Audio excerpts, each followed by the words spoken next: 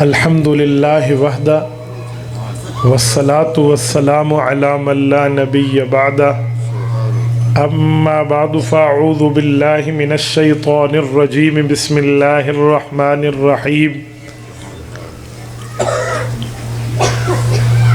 والذین یؤمنون بما انزل الیک وما انزل من قبلک وبالآخرۃ هم یوقنون عن ابی ہریرہ رضی اللہ تعالی عنہ قال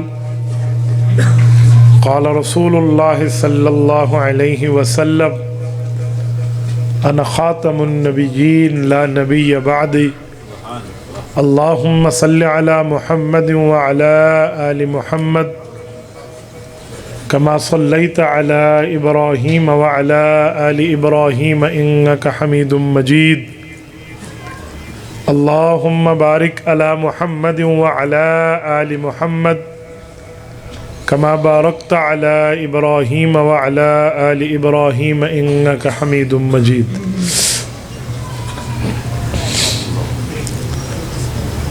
معزز دوستو، آج 3 مارچ 2022 بروز جمعرات ہے اور آپ کے یہاں احسان پور تحصیل کوٹ ادو ضلع مظفر گڑھ میں عقیدہ ختم نبوت کانفرنس سے معنون اس پروگرام میں شرکت کا موقع مل رہا ہے۔ رب کریم جزائے خیر عطا فرمائے بھائی ذیشان صاحب کو، مولانا اشفاق ندیم صاحب کو، جن کے واسطے سے میں آپ کی خدمت میں موجود ہوں۔ میرے دوستو، عقیدہ ختم نبوت اسلام کا وہ بنیادی عقیدہ اور نظریہ ہے جس کو مانے تو مؤمن ہے، انکار کریں تو اسلام سے فارغ ہے۔ اور عقیدہ ختم نبوت اسلام میں ویسے بنیادی حیثیت رکھتا ہے جیسے عقیدہ توحید ہے۔ کوئی بندہ اللہ کو خالق مانے، مالک مانے، رازق مانے، قہار مانے، جبار مانے، قدوس مانے، سلام مانے، رب ذوالجلال والاکرام مانے، لیکن وحدہ لا شریک نہ مانے تو اس نے کچھ نہیں مانا۔ اصل وحدہ لا شریک ہونا ہے، پھر اس کے بعد باقی معاملات ہیں۔ ایسے ہی کوئی بندہ رسول اللہ کو نبی مانے، امام الانبیاء مانے، حضور پاک کو سید الرسل والملائک مانے، سید الخلائق مانے، پیغمبر کریم کو صاحب المعراج والتاج والہجرہ مانے، نزول قرآن کی محبت وہی رسول اللہ کو مانے، خاتم النبیین نہ مانے، وہ پکا ٹھکا بے ایمان ہے، اس نے کچھ نہیں مانا۔ ختم نبوت رسول اللہ صلی اللہ علیہ وسلم کا وہ اعزاز ہے، اعجاز ہے، وہ مرتبہ ہے جس مرتبے پر سارے مرتبے اس کے بعد میں۔ کیوں؟ اگر عقیدہ ختم نبوت نہ مانا جائے تو نعوذ باللہ قرآن جھوٹا ہو جائے گا۔ قرآن ختم نبوت پر بار بار بتاتا ہے۔ مفتی اعظم پاکستان مولانا مفتی محمد شفیع عثمانی رحمہ اللہ نے وہ تمام آیات اکٹھی کر دی ہیں جو عقیدہ ختم نبوت پر دلیل ہیں۔ 100 آیات جمع کی ہیں، آپ ختم نبوت کامل پڑھ لیں۔ 210 پیغمبر کی حدیث بتائی ہیں جس میں عقیدہ ختم نبوت کا اظہار ہے۔ اس کے باوجود بھی کوئی کہے میں حضور کو آخری نبی نہیں مانتا تو پیچھے بات ختم۔ اس کے جواب میں ہمیں یہ کہنا کہ قادیانیوں کو اپنا لو بھائی، حضور با اخلاق تھے، حضور کے اخلاق بہت بلند تھے، حضور تو دشمن سے بھی احترام اور اخلاق سے پیش آتے تھے۔ تو میں آپ کو ایک حدیث پاک سناتا ہوں کہ اخلاق کا تعلق کس سے ہے، معاملہ اخلاق کا کیا ہے۔ ایک بندہ آپ کی ماں کو گالی دے، آپ کے باپ کو گالی دے، آپ کو حلالی کے بجائے حرامی کہے، آپ کا جنہیں اخلاق ہے۔ اخلاق چلتے کہاں ہیں بھائی؟ اخلاق کا تعلق عقائد سے نہیں ہے، معاملات سے ہے۔ لہجہ نرم اور موقف گرم، یہ اسلام کی تعلیم ہے۔ لہجہ نرم کا معنی با اخلاق بات کرو، موقف گرم کا معنی وہ بات کرو جو دلیل کے ساتھ مضبوط ہے۔ اخلاق کا تعلق تو عقیدے کے انکار سے ہے ہی کوئی نہیں۔ اخلاق کا تعلق ہے مہمان گھر آئے کھانا کھلاؤ، ہنس کے ملو، خوشی سے ملو، اس کو بڑے اچھے طریقے سے ملو، اسے انعام دو، اکرام کرو، لیکن اس کا یہ معنی تھوڑا ہے کہ اس کے غلط عقیدے کو اپنا لو۔ اس کا تعلق اخلاق سے ہے ہی نہیں۔ جیسے کوئی بندہ آپ کو کہے نا کہ آپ ادھر سے ادھر جا رہے تھے، ماشاءاللہ آپ نے اچھے کپڑے پہنے ہوئے تھے، اس کا کیا مطلب کہ ٹماٹر بہت مہنگے ہیں؟ تو کپڑوں سے ٹماٹر کا کیا تعلق؟ ایسے عقیدہ دوسرے کے ماننے سے اخلاق کا کیا تعلق؟ اس کا ساتھ اخلاق کا تعلق نہیں۔ دلیل، اور میں دلیل لاتا ہوں۔ حدیث میں من کان منکم یؤمن باللہ والیوم الآخر فلیکرم ضیفہ۔ میں نے جامعہ اشرفیہ لاہور میں شیخ الحدیث و تفسیر مولانا فضل الرحیم اشرفی دامت برکاتہم کے سبق میں ایک مرتبہ جانا ہوا تو حضرت نے بخاری کا سبق روکا اور مجھے کہا آپ عقیدہ ختم نبوت پر بات کریں، تو میں نے یہی روایت درمیان میں ان کو سنائی۔ میں نے کہا حدیث پاک میں رسول اللہ نے فرمایا تم میں جو بندہ اللہ پر ایمان رکھتا ہے اور قیامت تک کو مانتا ہے تو اسے چاہیے وہ مہمان کا اکرام کرے۔ ہے؟ کہتے ہیں جی بالکل۔ میں نے کہا آؤ، حضور پاک کی خدمت میں ایک بے ایمان مہمان بن کے آیا جس کا نام ہے مسلمہ کذاب، جو مدعی نبوت ہے۔ یہ رسالت میں آپ کے پاس ساز باز کرنے آیا تھا، نعوذ باللہ 50-50 کرنے کے لیے آیا تھا کہ کچھ لوگ کچھ دو کے چکر میں نبوت لے آؤں۔ حدیث پاک میں جب مسلمہ آیا، مہمان بن کے آیا نا، اب سنو یہ اکرام اور اخلاق کیا ہے۔ آپ علیہ السلام نے اکرام بھی دیا، اخلاق بھی دیے، بٹھایا، جو عزت احترام کی باتیں کی، لیکن جب اس نے یہ آفر پیش کی کہ آپ ہمارے ساتھ ایک بات طے کر لیں کہ آپ کے جانے کے بعد نبوت کی تاج میرے سر پر آ جائے، اس نے جب یہ کہا نا کہ میں آپ کی نبوت میں شراکت چاہتا ہوں، شیئرنگ چاہتا ہوں تاکہ میں نبی بنوں، آپ علیہ السلام نے انکار فرمایا۔ اس نے کہا چلو ٹھیک ہے، آپ مجھے ایک علاقے کا نبی بنا دیں، آپ عالمی نبی ہوں گے، میں اپنی بستی، اپنے علاقے، اپنی قوم، اپنے قبیلے کا نبی بن جاؤں۔ مختلف اس نے سوال کیے نا، تو صاحب اخلاق پیغمبر کا جواب سنو۔ اس نبی کا جس کو خدا نے فرمایا وَإِنَّكَ لَعَلَىٰ خُلُقٍ عَظِيمٍ، آپ کے اخلاق جید، عمدہ اور اعلیٰ ہے۔ حضور پاک علیہ السلام کے ہاتھ میں ایک چھڑی تھی، اس چھڑی مبارک وَهُوَ يَنْكُتُ فِي الْأَرْضِ، ینکو تو کہتے ہیں اسے زمین پر یوں مارنا، کریدنا۔ آپ علیہ السلام اسے زمین پر یوں ٹیکے ہوئے تھے اور بات کر رہے تھے، چھڑی ہاتھ میں تھی۔ حضور نے فرمایا مسلمہ، اگر اس نبوت کے معاملات کی تبدیلی میں تو مجھے کہے نا کہ مجھے یہ چھڑی چاہیے، میں مہمان کے اکرام کا قائل ہوں، لیکن تمہیں ختم نبوت کے انکار پہ چھڑی بھی نہیں دوں گا۔ آؤ، جو بندہ مجھے کہتا ہے جی اپنا لو ختم نبوت کے منکر کو، عقیدے کے دشمن کو اپنا لو، یہ حدیث پاک کہا جائے گی۔ رسالت امام علیہ السلام نے چھڑی دینے سے بھی انکار کیا۔ اس سے پتہ چلا عقائد میں مضبوطی ہوتی ہے، معاملات میں نرمی ہوتی ہے۔ میرا حق ہے، لے لو، دے دو، کیا کرو کیا نہ کرو، میری ذاتی طور پہ اس نے کچھ کہا جی معاف کر دو۔ اخلاق کے معاملات کا تعلق ذاتیات سے ہو سکتا ہے، نظریات سے نہیں ہو سکتا۔ نظریات، اعتقادات یہ مختلف چیزیں ہیں، یہ وہ نہیں ہیں۔ تو عقیدہ ختم نبوت کی اہمیت کا اندازہ لگائیں۔ اب میں ایک جملہ آپ سے مزید کہتا ہوں، عقیدہ ختم نبوت پر جتنا بڑا نرم آدمی کیوں نہ ہو، لیکن عقیدہ ختم نبوت کے تحفظ پہ وہ گرم ہے۔ اس امت میں سب سے بڑا نرم کون ہے؟ رسالت امام علیہ السلام کی زبان سے پوچھ لیتے ہیں۔ جمعہ کے خطبے میں آپ سنتے ہیں علماء ہاتھ میں عصا پکڑ کے ایک حدیث سناتے ہیں، ارحم امتی بی امتی ابو بکر۔ یہ رسالت امام کا فیصلہ ہے کہ اس دھرتی پر میری پوری امت میں جو سب سے زیادہ رحیم، کریم، شفیق مزاج، مہربان انداز رکھنے والا ہے وہ ابو بکر صدیق ہے۔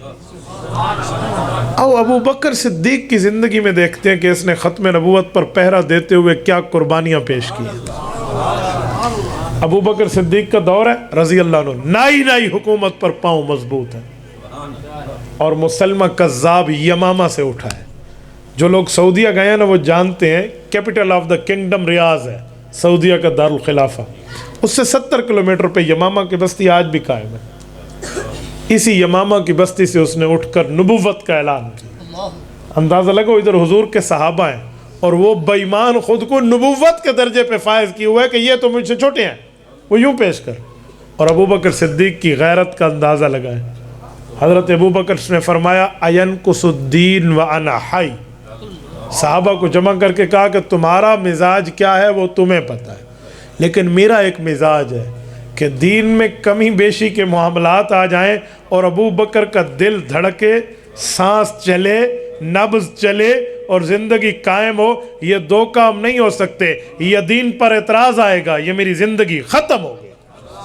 لفظ سنیں، اینقص الدین وانا حی، کہ میں زندہ اور یہ کام ہو، پوری زندگی کو داؤ پر لگانے والی بات۔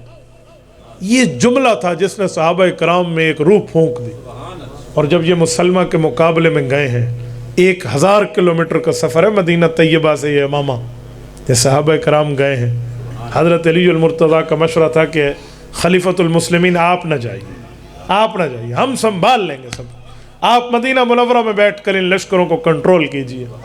حضرت ابوبکر صدیق اس اصرار پر رک گئے، اور جب یہ گئے جنگ ہوئی ہے۔ حضرت وحشی بن حرب رضی اللہ تعالیٰ نے مسلمہ کذاب کو قتل کیا ہے، سب کچھ ہوا۔ یہاں کتنی قربانی لگی ہے ختم نبوت کے تحفظ پر؟ ان صحابہ کرام کی تعداد کا نام ہے 1200۔ جملہ بولنا بہت آسان ہے، لفظ بولنا بہت آسان ہے۔ 1200 صحابہ شہید ہوئے ختم نبوت پر پہرا دیتے ہوئے۔ مجھے ایک جملہ بتاؤ کہ یہ 1200 پیغمبر کے صحابہ ایک عنوان پہ شہید ہوئے، تو اس کا مطلب ہے کہ ختم نبوت کی اہمیت تو ہے نا۔ یہ نرم ترین شخص کا دور خلافت ہے، نرم ترین، ارحم امتی کا۔ اور 700 قرآن کے قراء ہیں جن کی وجہ سے قرآن جمع ہوا تھا، وہ یہی جنگ تھی جو ختم نبوت کے تحفظ پہ لڑی گئی تھی۔ اب میں آپ کو ایک حساب بتاتا ہوں، ذرا سنیں، کیلکولیٹر آپ نکالیں اور خود بیٹھ کے حساب کر لیں کہ رسالت مآب کی زندگی مبارک میں، دنیاوی زندگی میں کتنی جنگیں اور کتنی مہم جوئیاں ہوئی ہیں۔ تو اصحاب سیر و اہل تاریخ کا اتفاق ہے کہ 427 مہم جوئیاں حضور کے زمانہ میں ہوئی ہیں، 27 غزوات ہیں اور 400 سریات ہیں۔ غزوہ رسول اللہ اس کی پیشن گوئی دے یا حضور پاک اس میں خود شریک ہوں، وہ غزوہ کہلاتا ہے۔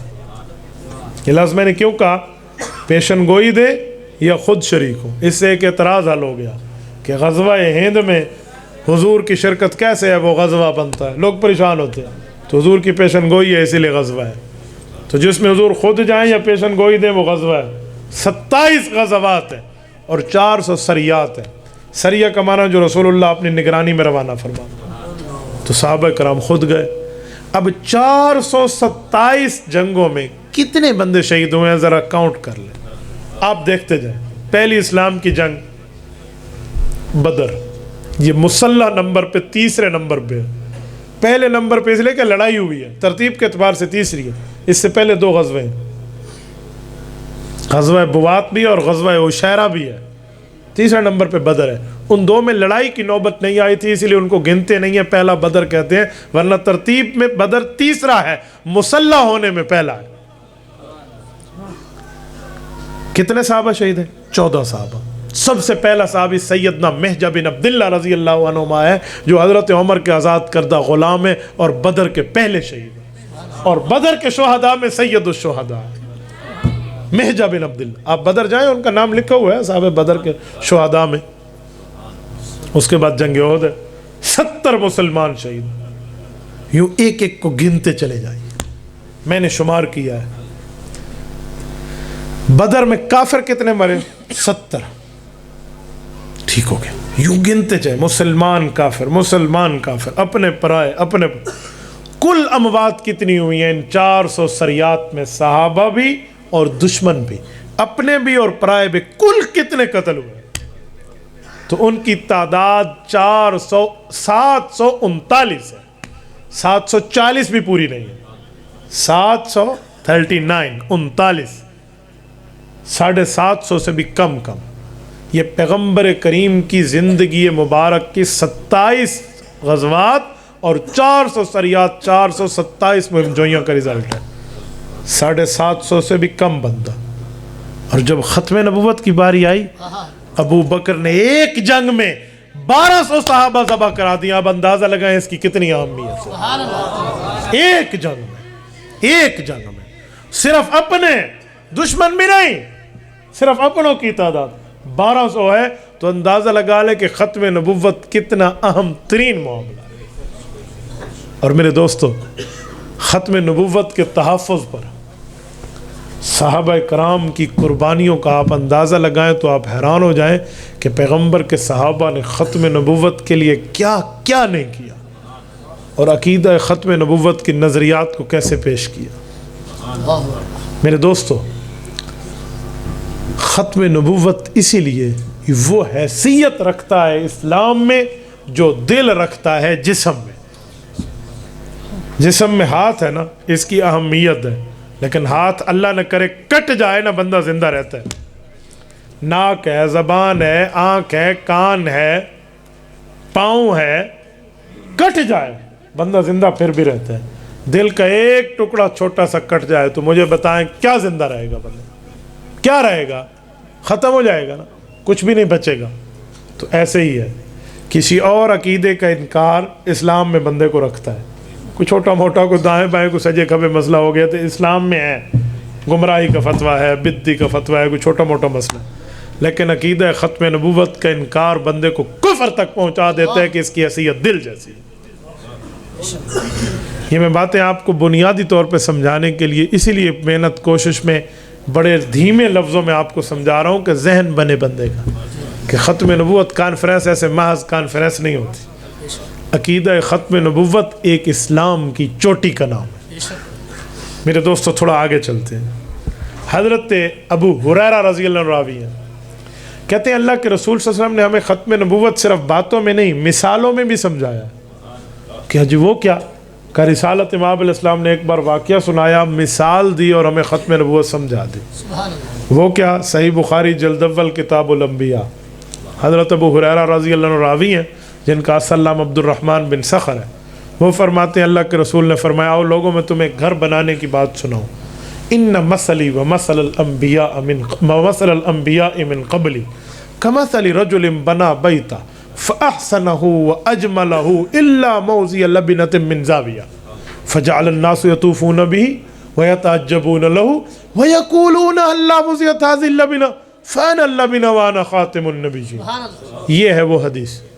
اب میں آپ کو پوری ترتیب سے سمجھاتا ہوں کہ اس حدیث کا مطلب مراد و مفہوم کیا ہے. حضور علیہ السلام نے فرمایا, لوگوں ایک شخص نے گھر بنایا, ہر چیز کی سہولت اس میں رکھی, خوبصورت بنایا, حسین بنایا, محجبین بنایا, دل نشین بنایا, بہترین بنایا, ہر طرف سے واہ واہ کر دیا. لش پش اس نے گھر بنایا.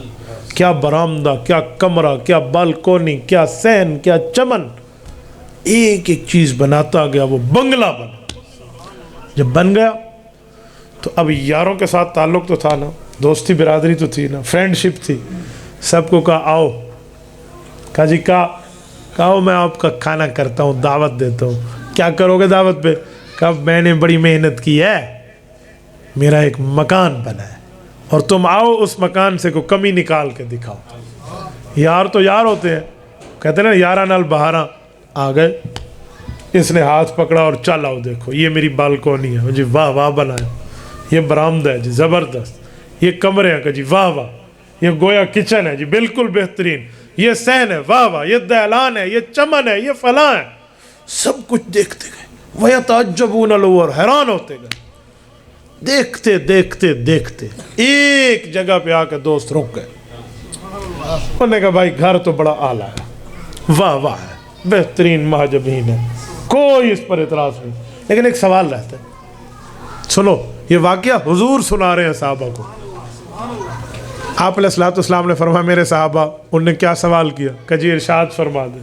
کہ جی دوستوں نے کہا کہ بھائی سب چیز اعلیٰ سے اعلیٰ, ایک چیز تیرے گھر میں کمی رہ گئی ہے. اگر وہ کمی بھی پوری ہو جائے تو پھر اس دھرتی پہ اس گھر پہ اعتراض کرنے والا کوئی نہیں ہوگا، سوال ہی نہیں اٹھے گا۔ آپ علیہ الصلوۃ والسلام نے صحابہ سے پوچھا پتہ ہے وہ کیا چیز ہے؟ آپ ہی فرما دیں، بات تو آپ ہی نے چلائی ہے۔ کہا جی وہ ایک جگہ خالی تھی، گویا کہ ایک اینٹ کی جگہ جیسے خالی ہو۔ تو انہوں نے کہا جی سارا گھر تو بنا دیا، اس میں کسی میں کوئی کمی بیشی تو نے معاملات کو نہیں رکھی، یہ کیوں رہتی ہے؟ تو اس نے کہا جی اوکے ہو گیا، اگر میں یہ اینٹ کی جگہ بھی پوری کر لوں تو پھر میرے گھر میں کسی نئے ایڈیشن، نئی چیز کی ضرورت، نیڈ، حاجت رہے گی؟ انہیں کہا جی بالکل نہیں، پھر گھر فل فلیش مکمل ہو جائے گا۔ کہا جی ٹھیک ہے۔ حضور پاک علیہ السلام نے بات کر کے صحابہ کرام کو دیکھا، کہا آپ بتاؤں یہ گھر کیا ہے، معاملہ کیا ہے، جو رہ گیا ہے وہ پورا کیا ہے؟ کہا جی گھر سے مراد انبیاء ہے۔ اچھا؟ کہا جی، کہ ان مثلی و مثل الانبیاء من قبلی، میں اور مجھ سے پہلے تمام انبیاء، یہ قصر نبوت ہے، انبیاء کا گھر ہے۔ ایک ایک نبی آتا گیا، انبیاء کا گھر بنتا گیا، ایک ایک نبی آتا گیا، گھر تیار ہوتا گیا، عالی شان بن گیا۔ جب مکمل ہوا، ایک معاملہ رہتا تھا، وہ آخری سٹیپ بھی پورا ہوا میرے آنے سے۔ فَأَنَا اللَّبِنَ وَأَنَا خَاتِمُ النَّبِيِّينَ، میں آیا اور نبوت کا گھر پورا ہو گیا۔ اب اس گھر میں نہ نئی چیز کی ضرورت، نہ تم میں نئی نبوت کی ضرورت۔ یہ واقعہ اللہ کے رسول نے سنایا، مثال امام الانبیاء نے دی ہے۔ اب بتائیں یہ مرزا قادیانی کو میں اس گھر میں کہاں رکھوں؟ کسی اور نبوت کے معاملات کو ایڈجسٹ کہاں کروں جہاں سب کچھ پورا ہو گیا؟ حضور فرماتے اب نئی کچھ بھی نہیں بچی چیز۔ یہ صحیح بخاری کی حدیث ہے، مولوی پڑھتا ہے سر پہ دستار فضیلت سجتی ہے، تو پیغمبر علیہ السلام کی صحیح حدیث ہے۔ حضرت ابو ہریرہ راوی ہیں، ایک ایک موقع پہ رسالت امام علیہ السلام انگلی پکڑ کے ہمیں اس مسئلے پر چلا اور سمجھا رہے ہیں۔ تو یہ ختم نبوت کا بنیادی عقیدہ اور نظریہ اور اس کی اہمیت۔ آؤ میں ایک بات اور کرتا ہوں، ختم نبوت کب تک رہے گی؟ میں یہ تا قیامت رہے گی۔ کوئی دلیل، کوئی ثبوت، کوئی مثال؟ سالہ سال حضور کو گزر گئے، اب کوئی نئی نبوت کی ضرورت نہیں ہے؟ جی نہیں ہے۔ دلیل؟ اب میں دلیل دے رہا ہوں۔ کسی اسکول میں آپ نے بچہ داخل کرانا ہے تو سب سے پہلے آپ پوچھیں گے کہ اس اسکول کے ایڈمیشن کھلے، داخلے جاری ہیں؟ تو اگر ایڈمیشن اوپن لکھا ہوا ہے تو داخلے جاری ہیں، اور اگر ایڈمیشن کلوزڈ لکھا ہوا ہے، داخلے بند، تو بچہ داخل نہیں ہو سکتا، داخلے کھلنے کا انتظار کریں۔ تو داخلے کھلے اور بند کیسے پتہ چلے گا؟ بھئی اس اسکول میں اپلیکیشن ایڈمیشن کی، داخلے کی درخواست جاری ہے، تو یہاں داخل ہو رہے ہیں، تو پھر تو ٹھیک ہے۔ اور اگر درخواست ملنا ہی بند ہو جائے تو نہ درخواست ملے گی، نہ پور کریں گے، نہ بندہ داخل ہوگا۔ تو جب تک درخواست مل رہی ہے وہاں داخل ہو رہے ہیں، نیا معاملہ نہیں ہے، اعلان وہی پرانا چل رہا ہے۔ آؤ ذرا رسالت امام علیہ الصلوۃ والسلام کے دین میں جو ہدایت ملتی ہے، اس کی درخواست ہدایت، درخواست داخلہ کب تک مل رہی ہے؟ کون سی درخواست ہے؟ بھئی ہم ہر نماز میں وہ درخواست پیش کرتے ہیں، اہدنا الصراط المستقیم، اللہ ہمیں سیدھے راستے پہ چلا دے۔ کون سا؟ صراط الذین، وہی راستہ، انعمت علیہم، جن پر آپ کا انعام ہوا۔ یہ درخواست حضور پاک کے دین سے مل رہی ہے، یہ فارم مل رہا ہے، آؤ محمدی دین کی ہدایت میں داخل ہو جاؤ، آؤ داخل ہو جاؤ۔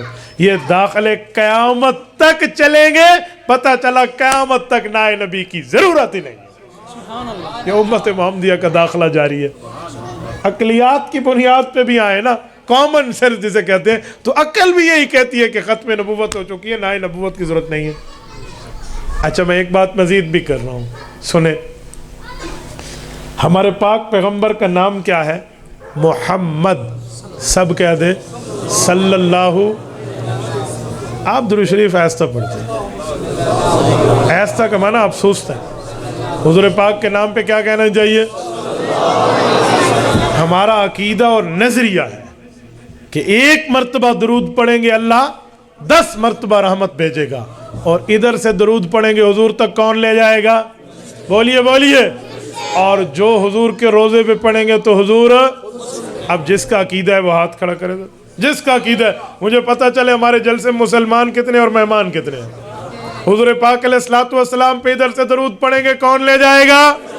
اور حضور کی قبر مبارک پر اللہ پاک پہنچا دے، ہم سب کو سعادت دے، وہاں پر درود پاک پڑھیں گے کون سنے گا؟ آقا انعامدار ہے، جس کا عقیدہ ہے ہاتھ کھڑا رکھے۔ مانتے؟ جزاکم اللہ۔ میں نے اس لیے پوچھا نا کہ آپ نے درود میں تھوڑی سستی دکھائی، تو میں نے کہا کہیں کوئی ادھر ادھر کا معاملہ نہ ہو، تو پہلے کنفرمیشن کر لوں۔ اب تسلی رکھو ذرا، میں آپ جملہ دے رہا ہوں۔ رسالت مآب علیہ الصلوۃ والسلام کا نام کیا ہے؟ محمد صلی اللہ علیہ وسلم۔ حضور پاک کے نام کے مطلب میں بھی ختم نبوت موجود ہے۔ وہ کیسے؟ محمد کا کیا معنی ہے؟ تعریف والا۔ عربی میں کہتے ہیں الذی اجتمعت فیہ صفات المحمودۃ کلھا، جس میں تمام اچھائیاں جمع ہوں، تو تعریف والا۔ تو تعریف کب ہوتی ہے؟ شروع میں یا آخر میں؟ دنیا میں کسی بندے سے پوچھ لیں، تعریف کبھی شروع میں نہیں ہوتی۔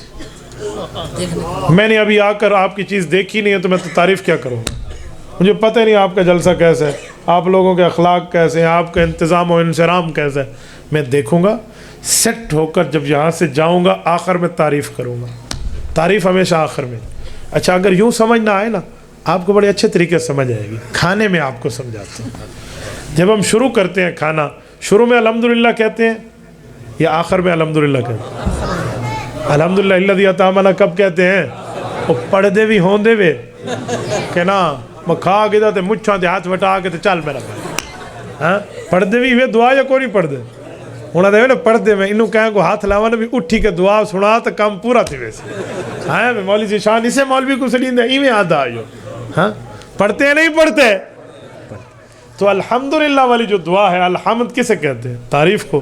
تو تعریف والی دعا شروع میں یا آخر میں؟ آخر میں۔ تو پتہ چلا تعریف آخر میں ہوتی ہے۔ ایک اور مثال دوں، جب ہم سونے لگتے ہیں الحمدللہ والی دعا پڑھتے ہیں یا اٹھتے وقت الحمدللہ والی پڑھتے ہیں؟ اٹھتے وقت۔ سوتے وقت تو اللہم شکر ہے، میں سمجھا اللہم انا نستعین ہوگا، ٹھیک ہے؟ سوتے وقت اللہم بسمک اموت واحیا، اور اٹھتے وقت الحمدللہ الذی احیانا بعد ما اماتنا والیہ النشور۔ اب الحمد آخر میں، کیوں؟ نیند پوری ہو گئی ہے یا نہیں ہے؟ اور سنو تقریر پوری ہو رہی ہے، وآخر دعوانا ان الحمدللہ، خطابت، ٹھیک ہے؟ تو آخر میں الحمدللہ، تو اس کا معنی ہے تعریف آخر میں ہے۔ سنو ہمارے پاک پیغمبر صلی اللہ علیہ وسلم کا نام محمد ہے، پتہ چلا تعریف آخر میں ہے تو نبی بھی آخر میں، آخر میں۔ زمین پہ نام محمد ہے، آسمان پہ نام احمد ہے۔ احمد کا معنی بھی تعریف والا، محمد کا معنی بھی تعریف۔ اور حضور پہ جو کتاب اتری اس کا پہلا لفظ کون سا ہے؟ الحمدللہ۔ پتہ چلا آخری نبی کی کتاب ہے، تعریف والا۔ اور پیغمبر کریم علیہ الصلوۃ والسلام کی امت کا نام کیا ہے؟ امت حمادون، تعریف والی امت۔ پتہ چلا آخری نبی کی امت۔ اور رسالت مآب کو جو ہاتھ میں قیامت میں جھنڈا ملے گا اس کا نام ہے لواء الحمد، تعریف والا جھنڈا۔ پتہ چلا آخری نبی کا جھنڈا ہے کہ تعریف آخر میں۔ اور رسالت مآب کو جو مقام ملے گا، جس مقام پہ رب انہیں مبعوث فرمائیں گے وَبَعَثْنَا مَقَامًا مَحْمُودًا، تو مقام محمود ملے گا۔ محمود حمد سے حمد تعریف، پتہ چلا آخری نبی کا مقام۔ تو ایک ایک موقع پر حضور پاک علیہ الصلوۃ والسلام کے ساتھ تعریف تعریف تعریف، یعنی ختم نبوت کو جوڑ دیا گیا۔ اب جسے یہ بھی سمجھ نہ آئے تو ہم کہیں گے بدھو ہے، بے وقوف ہے، پاگل ہے، عقل سے فارغ ہے، اوپر والی منزل اس کی خالی ہے۔ صحیح بات ہے نا، ایمان سے تو ویسے فارغ ہے، عقل تو جان چھٹی، عقل متو موجہ۔ لوگ کہتے نہیں ہیں اصل موجہ ہوں دے کملے آدھے جنہیں شودیوں کو پتہ ہی کو نہیں، کملے گالے بیٹھے نہ آمار دی خوشی تے نہ منجر دا غم، کھمائے گی دنیا اور کھائیں گے ہم۔ انہاں بیچارے آندے اصل موجہ تے انہاں دیا، تو اس کی بھی اصل موجے ہیں جس کو کوئی پتہ نہیں ہے، نبوت کے معاملے میں خامخواہ سے بیٹھے۔ میں یہی باتیں بتا کر قادیانیوں سے خطاب کرتا ہوں۔ میری لاہور میں کئی مرتبہ قادیانی فیملی سے ملاقات ہے، اور آج اس آنے اور گفتگو میں بھی دنیا اسلام کے قادیانیوں کو دعوت اسلام دیتے ہوئے کہتا ہوں، میرے قادیانیوں، تب تم میرے لیے قابل احترام ہو، چاہے میرے ملک میں بسنے والے ہو، بعد میں آنے والے ہو۔ ایک بات ذہن میں رکھو کہ جو تمہیں تمہارے مربی سکھا رہے ہیں وہ سچا ہے یا ہمیں حضور نے جو سکھایا ہے وہ سچا؟ سوچو تو صحیح، تمہیں تمہارے مربیوں نے دکھایا کچھ اور ہے، لگایا کچھ اور ہے۔ محبوب مصطفیٰ کی محبت تم سے چھین لی ہے۔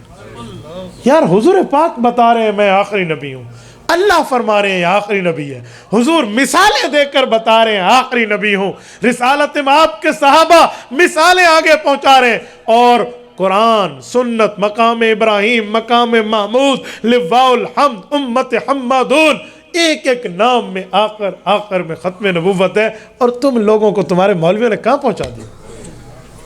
حضرت میری ایک قادیانی سے لاہور دھرم پورہ میں ملاقات ہے، میں نے اسے سمجھایا تو مجھے کہتے ہیں صحیح مسلم شریف میں آتا ہے 3 چاند چڑھیں گے اس کے بعد مرزا آئے گا اور وہ نبی ہوگا۔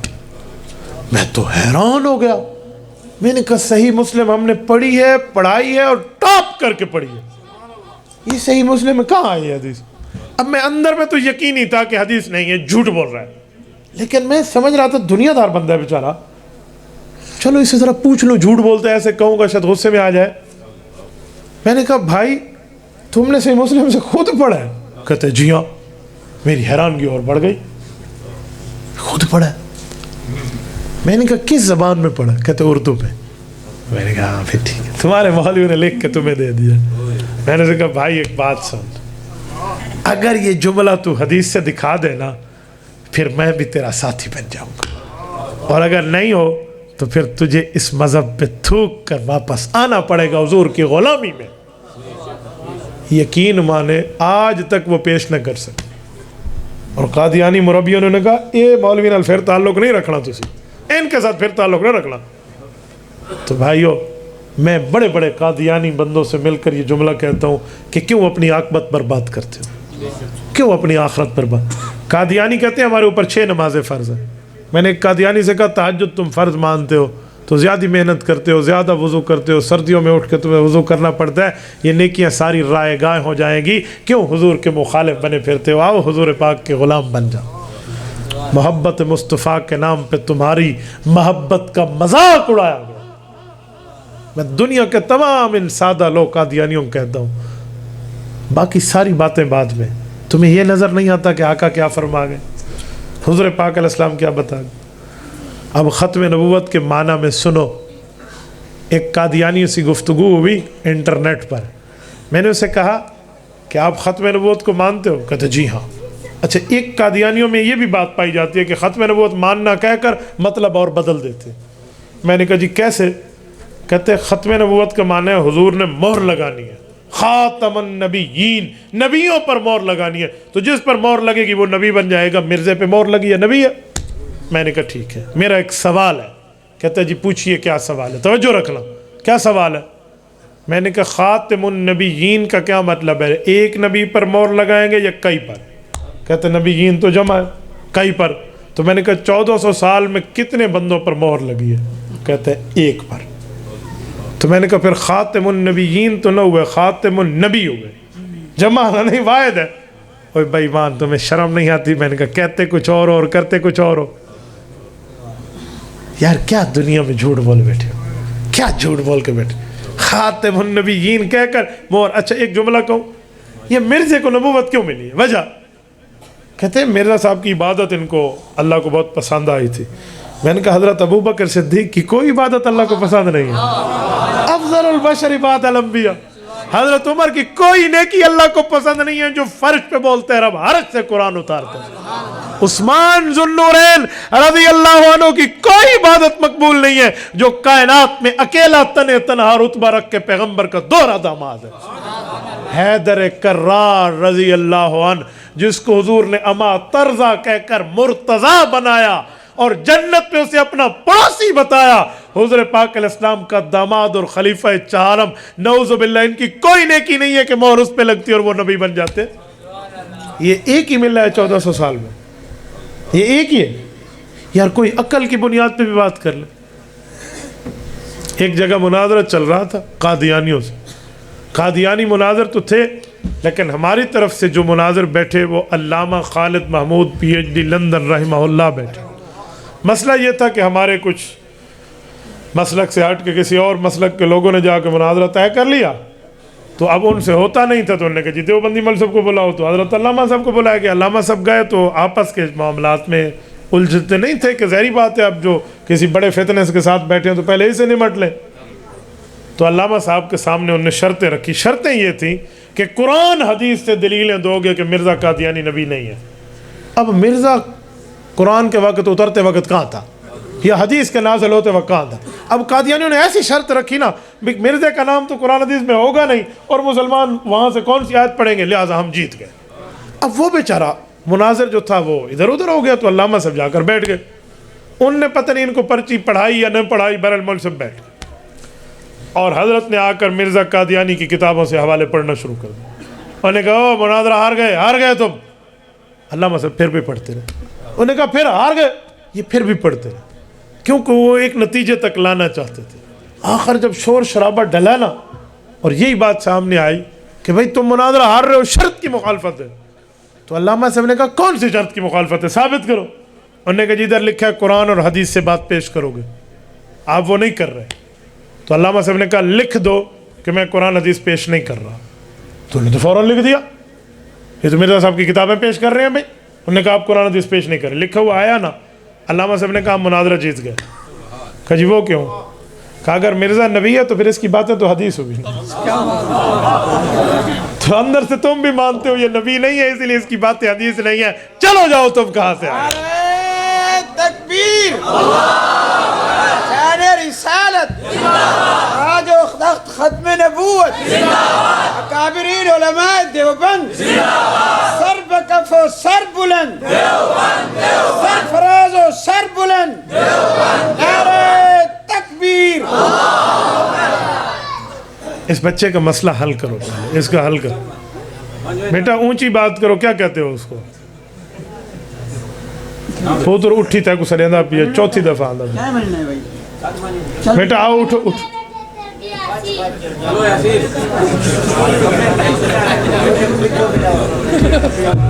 یہ اپنی دنیا زندہ لے اللہ چھوٹے کو ٹورانڈو میرا پوت چل دے ڈو چر بائے بالا اٹھنے یک کے اٹھ بجو.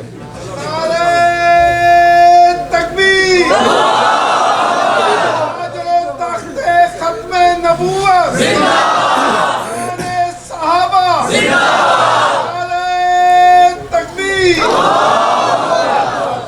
تو ختم نبوت میں مرزائی اندر سے خود بھی نہیں مانتے تھے کہ اس کی باتیں حدیث ہے, کو آدھن ڈھٹ ڈوئے بھی کوئی نہیں منے گا, اندر سے یہ بھی تو مان لیتے.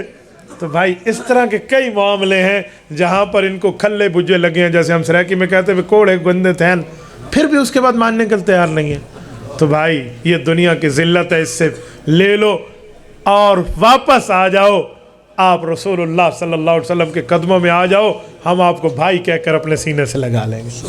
ہمیں کوئی ذاتی دشمنی کسی سے نہیں ہے. اور میرے دوستو, یہ جو ہمارے ہاں راگ الاپا جاتا ہے کہ تم لوگ ختم نبوت پہ گرم ہو جاتے ہو, غصے میں آ جاتے ہو, نرم بات کرنی چاہیے, اخلاق سے بولنا چاہیے, پیار سے بات کرنی چاہیے. اس پر بھی میں ایک بات آپ کو سناؤں. لاہور کے ایک کالج میں ایک لڑکا پڑھتا ہے, اور جو وہاں کا ٹیچر ہے وہ قادیانی تھا یا قادیانیوں سے متاثر تھا. وہ روزانہ آ کر مولویوں کے خلاف یہی ترغیبیں اپنی کلاس میں دیتا. بھی حضور پاک بڑے بااخلاق تھے ماشاءاللہ, ہمارے مولوی غصہ ہو جاتے, آنکھیں سرخ ہو جاتی ہیں ان کی, یہ ہو جاتے, وہ ہو جاتے, غصے میں آ جاتے. حالانکہ دشمن کو تو معاف کرنا چاہیے, تو یہ معاف کرتے, پیار دیتے, اخلاق دیتے. ہو سکتا ہے وہ ادھر آ جاتے. نرمی کرنی چاہیے, گستاخ رسول کے ساتھ نرمی اور سختی, اس طرح کے روزانہ سکھاتے. طالب علموں کے کان بند ہو گئے, سن سن کے تھک گئے. ایک طالب علم کوئی ہم جیسے سر پھرے کے پاس آ کے بیٹھ گیا, مولوی صاحب مسئلہ دسو, اہتے ساڑھے استاد گاٹے پھیٹے. یہ میں روزانہ استاد کی باتیں سنتا ہوں, کہتے ہیں دشمن کو معاف کر دو, گستاخوں کے لیے مولویوں کیا نرمی نہیں ہے, یہ وہ فلم. اسے سمجھایا گیا اور وہ اگلے دن کلاس میں بیٹھ گیا. استاد نے پھر یہی پرانی پٹی شروع کر دی. تو اس نے کہا سر ایکسکیوز می, ایک بات میں بھی کہوں. ہاں جی کہو. اس نے کہا سر نیور مائنڈ, नाराज़ ना होना, लेकिन आपकी शक्ल कुत्ते जैसी है। वो तो क्लास में सन्नाटा छा गया। उन्होंने कहा सर आप लगते तो खंजीर की औलाद है। अपने मुंह देखा है, रीछ की तरह है, दांत देखिए ऐसे ऐसे करके ना तो लड़का चढ़ गया जैसे हक था। उस्ताद की तो आए बाएं शाएं और हवाइयां उड़ गई और आंखें सुर्ख और मुंह से झाग निकल गई। Stupid man you insult me, बेवकूफ शागिर्द मेरी बेइज्जती कर रहे हो, और लपका उसकी तरफ पकड़ने के लिए। उसने कहा सर क्यों गुस्से में आ गए, माफ करना सीखे, अखलाक देना सीखे, प्यार करना सीखे, हमदर्दी करना सीखे, क्या उस्ताद जी सख्ती कर रहे हो। फिर चरागों में रोशनी न रही, काम पूरा हो गया। तो उसने कहा सर सुनो, हलाली बेटा अपने माँ बाप के खिलाफ बात बर्दाश्त नहीं करता तो हलाली उम्मती पैगंबर के गुस्ताख को कैसे माफ। हम गुस्ताख रसूल को कानूनी सजा दिलवाएंगे क्योंकि कानून में उसकी सजा सजाए मौत। अल्लाह अल्लाह। हाँ हम कानून हाथ में नहीं लेते, लेकिन कानून जो मौजूद है तो उसको कानून के जरिए उसका काम पूरा कराओ। एक बंदा गुस्ताखी भी करे और दनाता भी फिरे और आप कहते जी माफ़ कर दो, ये कौन सी माफ़ी है। तो मेरे दोस्तों ये है ख़त्म नबूवत का मसला। अच्छा एक जुमला ये भी कह दो, आप में से कोई सवाल करेगा कि ये सख्त क्यों होते हैं मौलवी। भाई अंदाज़े खिताबत में कभी सख्ती आ भी जाए तो ये फितरी है। आप कहेंगे कैसे, बल्कि फितरी छोड़ें, तरीके नबी भी है। सही बुखारी, हज़रत अबू हुरैरा रावी हैं, रसूलुल्लाह की खिताबत के अंदाज़ बताते वक्त अल्लाह के रसूल फरमाते, हज़रत अबू हुरैरा फरमाते हैं इज़ा काम फ़ीना रसूलुल्लाह ख़तीबा।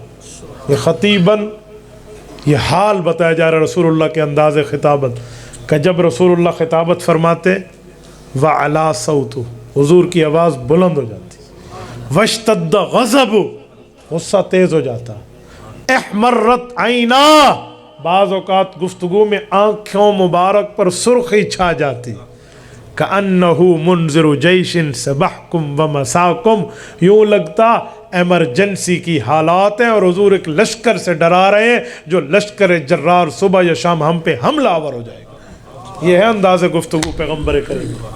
अगर आलिम दीन ख़त्म नबुव्वत की जंग लड़ते हुए यहाँ बैठ कर पैगम्बर करीम की ख़त्म नबुव्वत के तहफ़्फ़ुज़ में उसकी आँखें सुर्ख हो गई हैं, गुफ्तगू में कुछ करख्त की आ गई है, तो ये आलिम नबी का वारिस है। सुभान अल्लाह। इसलिए आपको इस तरह के एतराज़ात और सवालात करते वक्त थोड़ा बहुत ख्याल कर लेना चाहिए कि आप क्या कह रहे हैं। तो इसलिए ये एतराज़ बनता नहीं है। और मेरे दोस्तों, मैं बयानात के आखिर में एक बात आजकल ज़रूरी समझता हूँ और हर जगह कहता हूँ, कोई कहे या न कहे मुझे, वो ये है कि आलिम नबी का वारिस है तो हम पूरे दीन में नबी के वारिस हैं या अधूरे दीन में। मुझे ज़रा गौर से बताना, मैं बात क्लोज़ कर रहा हूँ, ये खुलासा है पूरी तकरीर का। पूरे दीन में वारिस हैं हुजूर के या अधूरे दीन में? पूरे दीन। तो पूरे दीन में खिताबत है या नहीं है, इमामत है या नहीं है, मुसल्ला इमामत है या नहीं है, मिंबर का काम है या नहीं है, बताइए, मदरसा है या नहीं है, तसव्वुफ़ और अल्लाह अल्लाह सिखाना है या नहीं है, तबलीग है या नहीं है, तदरीस है या नहीं है, तजवीद है या नहीं है, और सियासत इस्लामी वो भी है। हम यहाँ आकर बड़े बड़ों को यूं ब्रेकें लगाते हुए मैंने देखा है। तबलीग वाकई दीन में है माशाल्लाह, तदरीस हाँ माशाल्लाह दीन में है, तसव्वुफ़ भी दीन में है, मदरसा भी दीन में है, खानका भी दीन में, मस्जिद और खिताबत और इमामत भी दीन में है। सियासी मौलवी ये इस्लाम नहीं, इनको इस्लामाबाद चाहिए। क्यों मेरा बेटा, तेरी यहाँ पर आकर पेटी ढीली क्यों हो गई है? हाँ, यहाँ पर आपकी टांगें क्यों कांप गई हैं?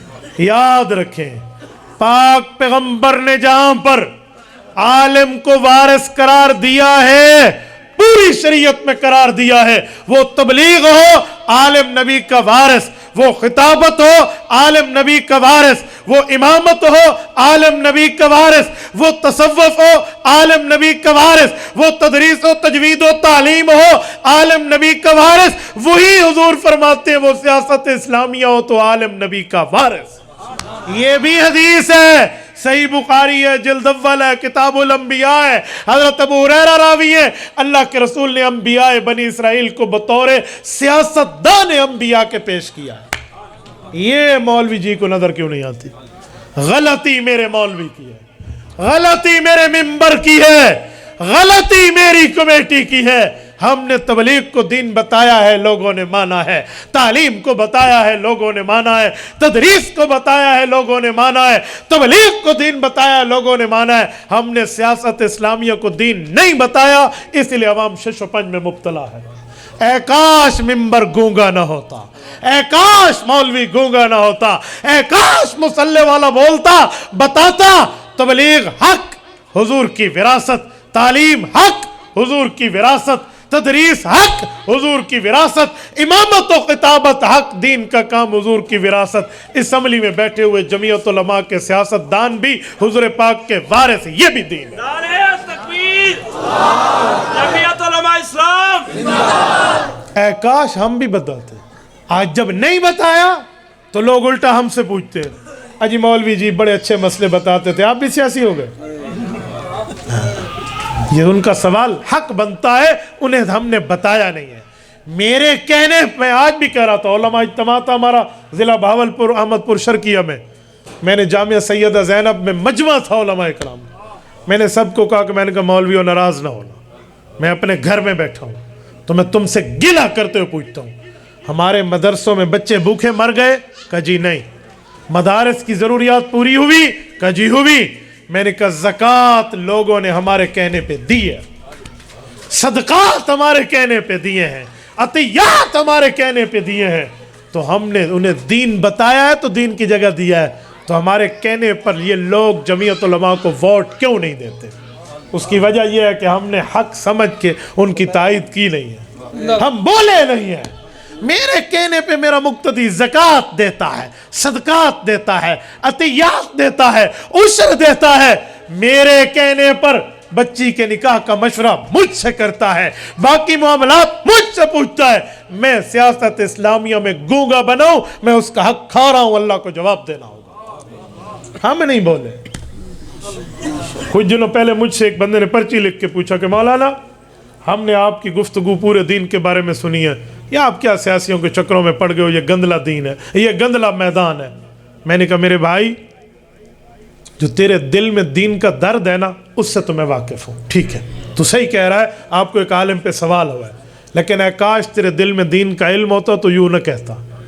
دین کا علم ہوتا تجھے پتہ ہوتا میرے نبی نے سیاست اسلامیہ کو بھی اپنی میراث قرار دیا۔ تو سمجھ رہا ہے کہ مولوی صاحب اچھا آدمی ہے، اس کو اس میدان سے بچا لو۔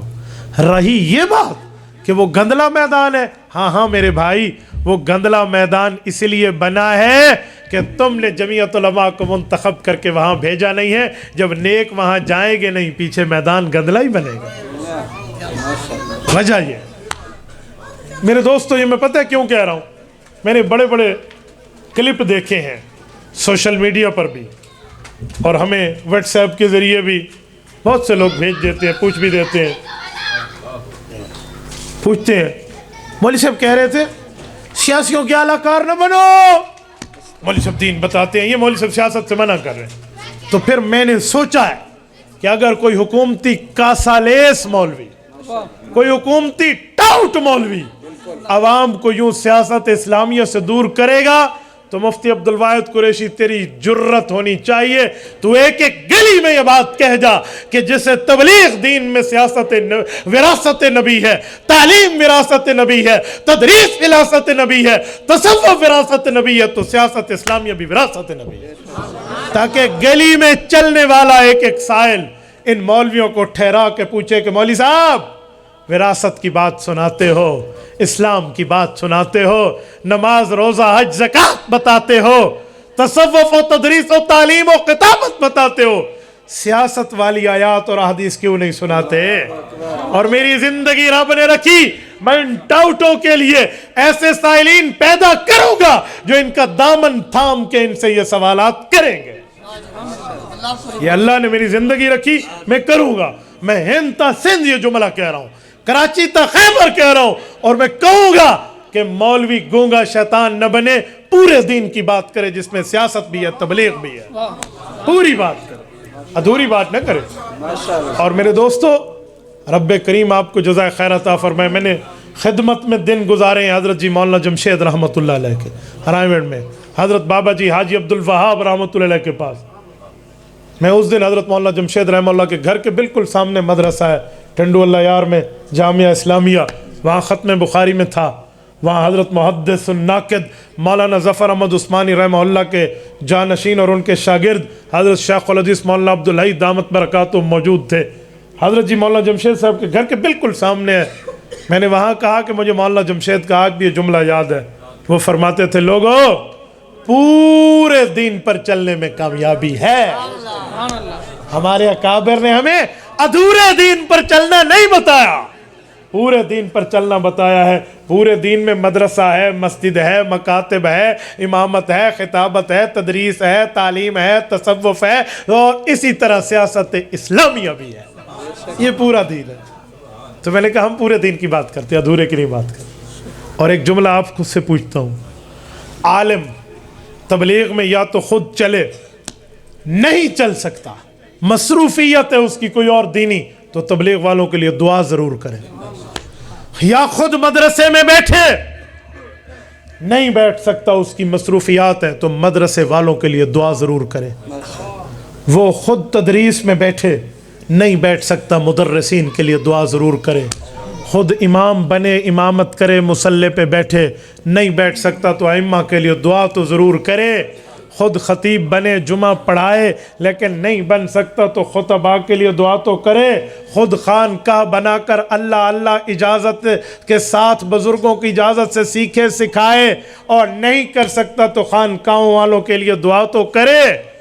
خود سیاست کرے کیونکہ نبی کی وراثت ہے، نہیں کر سکتا تو جرت پیدا کر کے جمعیت علماء کے سیاسی علماء کے لیے دعا تو کرے۔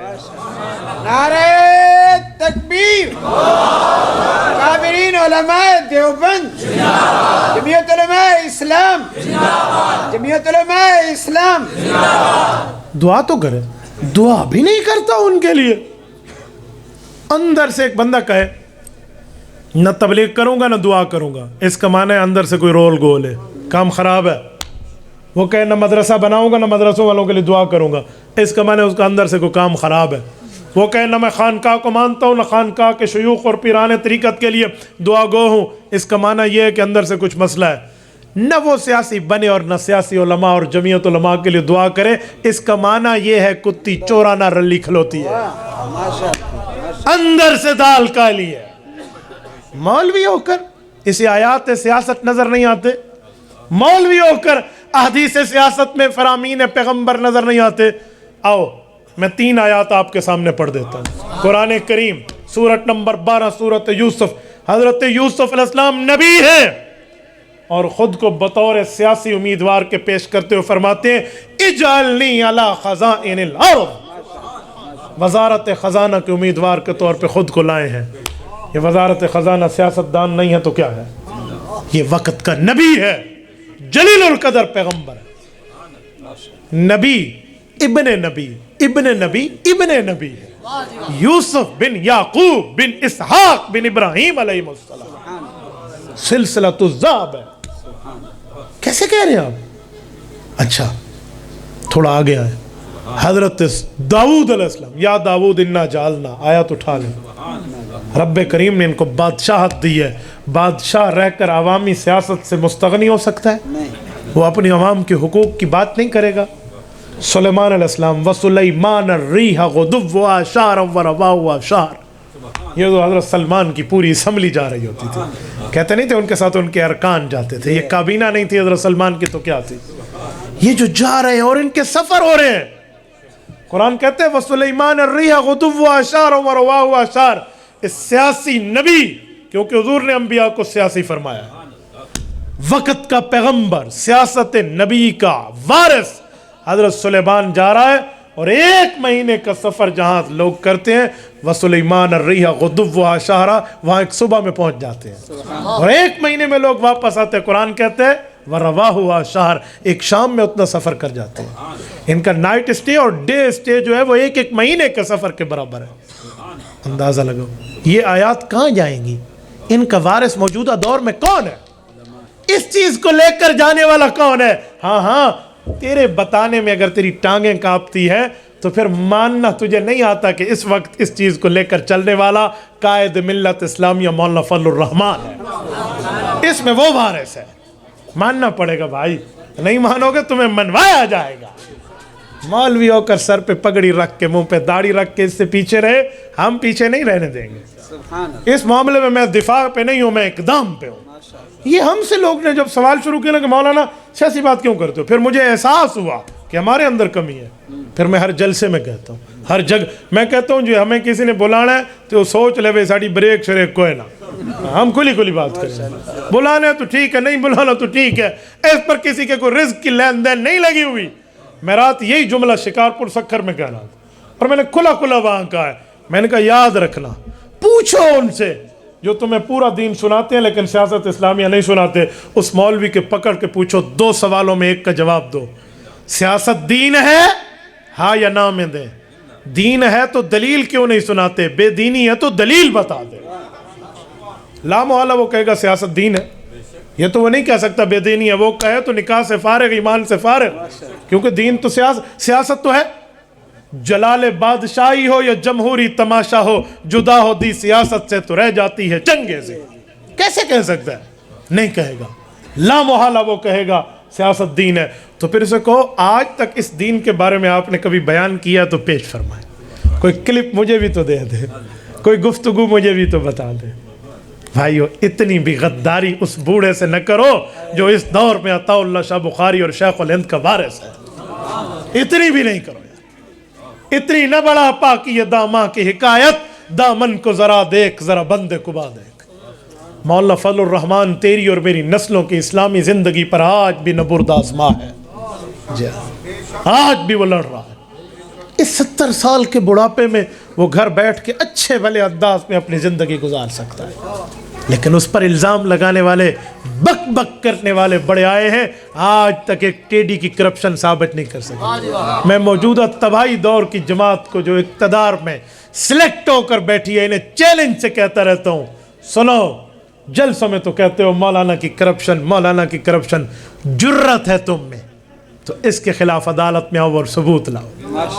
میرے اس پروونس اور صوبے میں 9 سال اس تباہی کی گورنمنٹ کو ہو گئے ہیں، پچھلے 5 سال اور 4 یہ، ان میں جرت ہے، ماں کا دودھ پیا ہے، بوتل کا نہیں پیا تو لائیں عدالت میں ثبوت۔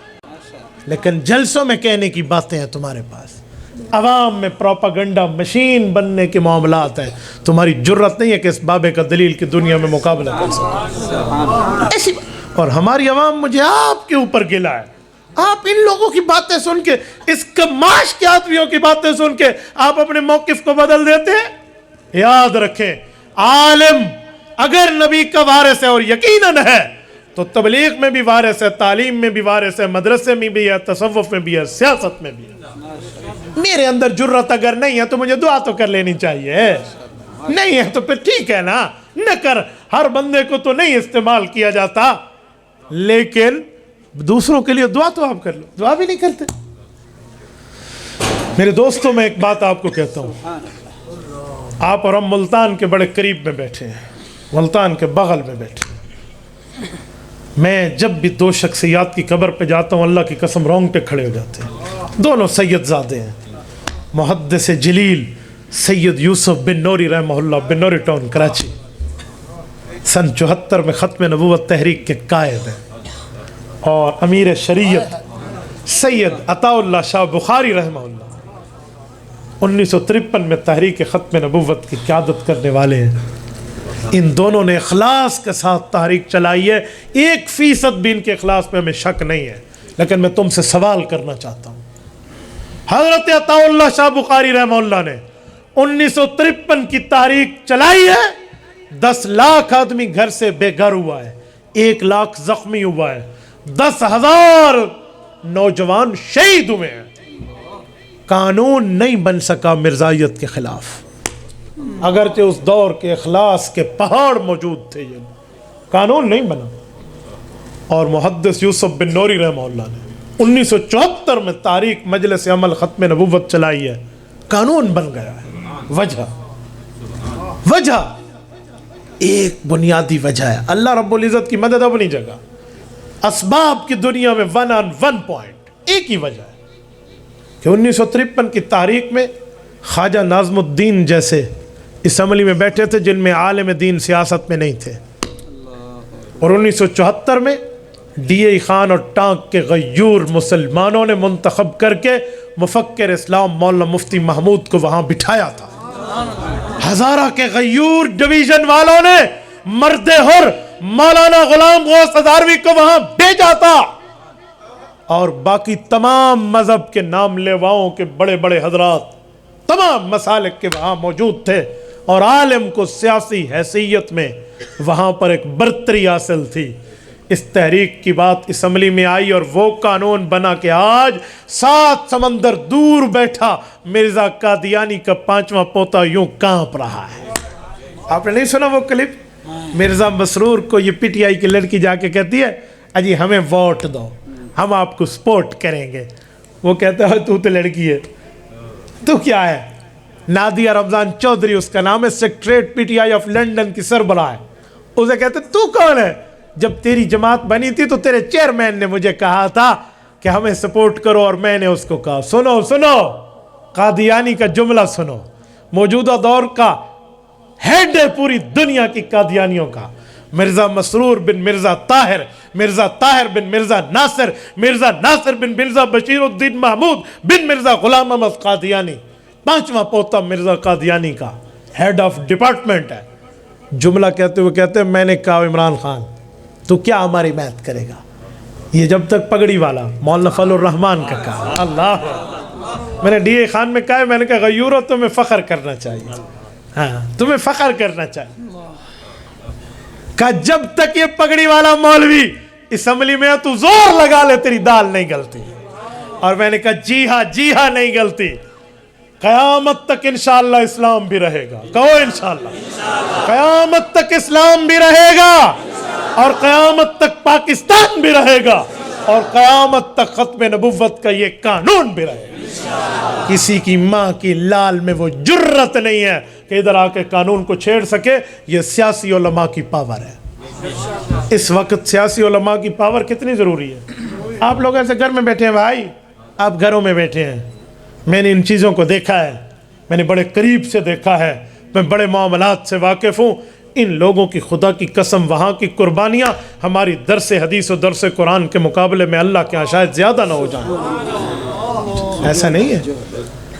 افضل جہاد ان کلمت حق عند سلطان جائر، ایسی لگے ہوئے کمروں میں بیٹھ کے میں بخاری و ترمذی کا درس دے رہا ہوں، ٹھیک ہے یہ دین کا ایک شعبہ ہے، لیکن جو وہاں بیٹھ کر اے سی کے ٹھنڈے ماحول میں وقت کے جابر حکمران کو للکار رہا ہے اور اس ٹھنڈے ماحول کو گرم کر رہا ہے، یہ افضل جہاد کر رہا ہے، یہ افضل جہاد کے درجے پر فائز ہے۔ اے کاش اسے بھی تمہیں دیکھ لیتا، اس کے معاملات بھی تمہیں سمجھ لیتا، لیکن ہمارے یہاں یہ نہیں ہے۔ تو بھائیو ہمیں غیرت کا تقاضا رکھنا چاہیے، غیرت اسلامیہ کے معاملات سنبھالنے چاہیے۔ تو ہمیں جہاں پر تبلیغ کو حق کہنے میں باک نہیں ہے، حق جماعت ہے، اس میں جانا چاہیے، تعاون کرنا چاہیے، نہیں تو کم از کم دعا تو ضرور کرنی چاہیے۔ ویسے مدارس حق کی جگہ ہیں، ہمیں یہ بنانے چاہیے، نہیں تو تعاون اور دعا ضرور کرنی چاہیے۔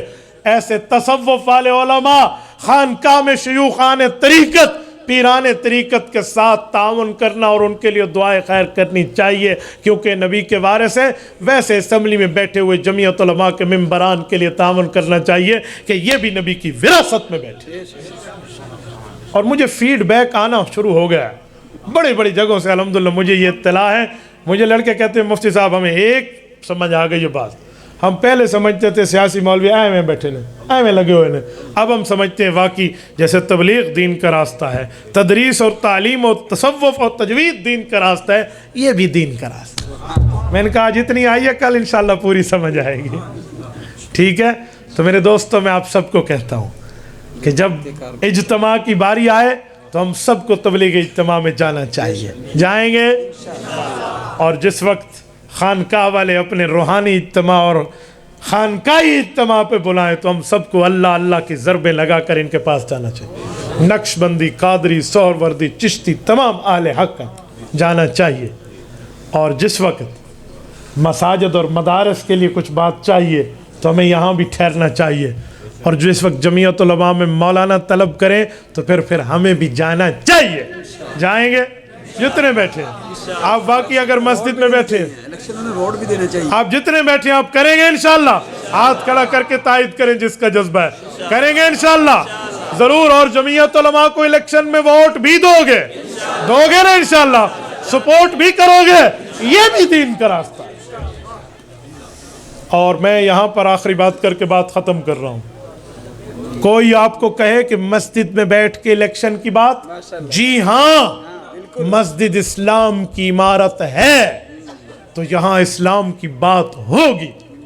ये बात ज़हन से निकाल दें कि वोट जमीयत उलमा का वोट इस्लामी वोट है। मैं इस पे बात करूँगा। कोई हज़ार रूठे, वो कहते हैं ना, कोई लाख रूठे हज़ार बिगड़े, गज़ब में आए या तल मिलाए, किसी के रोके हक का पैगाम कब रुका है जो अब रुकेगा। आपको नहीं पता, यकीन माने हमारी इस आवाज़ ने बड़े बड़े ऐवानों में खलबली मचा दी, खुसूसन जो दबे हुए थे ना वो निकल के बाहर आ रहे हैं। तुम्हें किसने कहा है तुम मौलाना फजल रहमान का वकील बन के बात कर ले?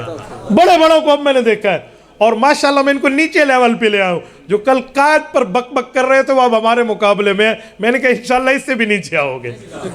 और कोई दब के मौलाना के खिलाफ बोले, कोई छुप के बोले, कोई अपना बोले, कोई नज़म में बोले, कोई नसर में बोले, मैंने हर बंदे को ललकारा है और कसवटी की बुनियाद पर रख कर बात की है। मैंने कहा एक बात तुम्हें कराऊंगा, अहले हक के ज़ुमरा में रहना है तो अहले हक की क़ियादत को तस्लीम करना पड़ेगा, वरना तुम्हें अपना फैसला खुद करना होगा। ये बात है। मैंने खुला खुला पूरी पाकिस्तान में जुमला कहा है। मैंने कहा अहले हक माना है तो फिर अंदर बाहर से मुकम्मल का मुकम्मल बनवाऊंगा। ये नहीं है कि हम आपको आधे आधे की बुनियाद पे छोड़ दें, यूँ नहीं है। हक हक है और हक इंशाल्लाह कायम और दायम होकर रहेगा, करेंगे ना इंशाल्लाह। अल्लाह आपको और हमें खुश व खुरम रखे, हमारी क़ियादत को रब्बे करीम जज़ाए खैर अता फरमाए, दीन इस्लाम पर अमल की तौफ़ीक अता फरमाए, रिसालत मआब अलैहिस्सलातु वस्सलाम की शरीयत को रब्बे करीम हमें मानने की तौफ़ीक अता फरमाए, और दीन इस्लाम के साथ रब्बे करीम हमें मुखलिस फरमाए। मुफ्ती कहने कराम इस मसले के बारे में बताएं। एक बंदे ने 2 अदद कस्सी वग़ैरह कब्रिस्तान के लिए वक़्फ़ किए हैं, सामान इसके अलावा और जगह इस्तेमाल हो सकता है? जब सिर्फ़ कब्रिस्तान के लिए वक़्फ़ किए हैं तो वो सिर्फ़ कब्रिस्तान में इस्तेमाल हो सकता है, बाकी किसी जगह होगा तो फिर उसका किराया आप कब्रिस्तान के मामलात में रखेंगे, तो इसलिए इसको किसी और जगह न करें। वक़्फ़ उसने अल्लाह के कामों में किया तो फिर कई जगह भी हो सकता है, लेकिन एक जगह के लिए बंदा वक़्फ़ कर रहा है तो वाक़फ़ में वक़्फ़ की नीयत का एतबार है।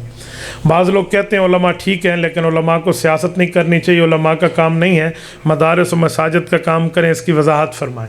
भाइयों, ये अंग्रेज़ की सोच है कि मदारस और मसाजिद और सियासत इस्लाम अलग अलग है। जी नहीं, मस्जिद इस्लाम की सियासी अमाज गाह है।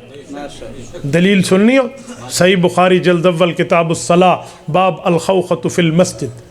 हुज़ूर पाक अलैहिस्सलातु वस्सलाम ने अपनी वफ़ात से पहले ऐलान फरमाया, ला तुबकियन्न खौखतन फिल मस्जिद इल्ला खौखत अबी बकर।